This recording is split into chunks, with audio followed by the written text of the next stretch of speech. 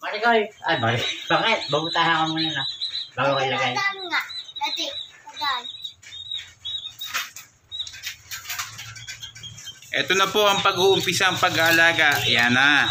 So ating palalakihin yan. Patutukain ng lumaki.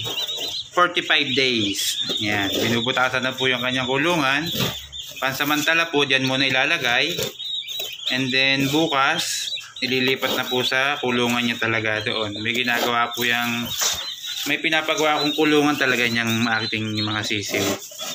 Pansamantala po, diyan muna siya. So bukas, ililipat natin yan. Paggawa na yung kulungan niya. Yan. At lalagyan natin ang mga ilaw.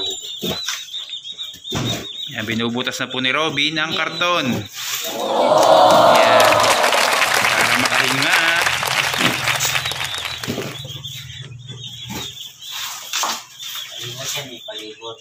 Ito po ay 22 na sisiw. Pag maganda po at lumago ang ating negosyo, dadagdagan natin. Yan. So, start muna po tayo dyan.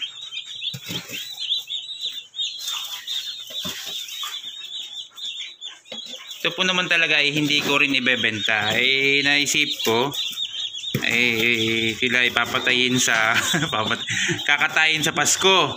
At yung matitira, edi ibebenta natin.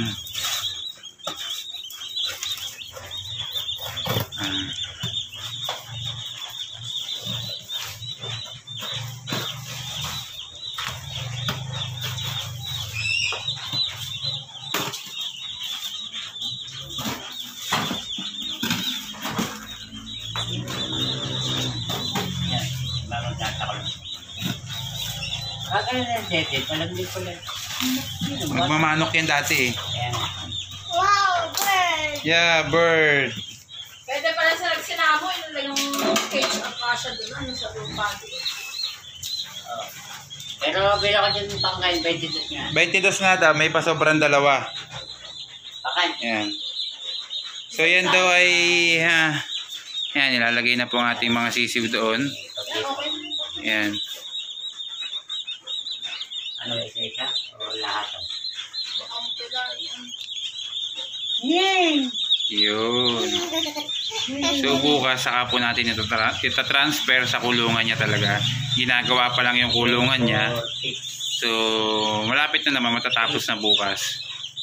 And then lalagyan natin ng ilaw. At yung mga ganyan pong sisiw talaga ay lamigin pala, kaya kailangan natin lagyan ng ilaw. Yan. Nakakatuwa oh. Talaga namang kako-cute. Baka mingming yun. Sumabit na po yung isa. 22 nga. 22. Yan. Yan, nag-iisa na to. Nandiyan na po sila lahat oh. Talaga namang napaka-cute naman nga naman eh oh. Kaya ano pa nga guys, mag-alaga na rin kayo ng ganyan. Talaga. Yan.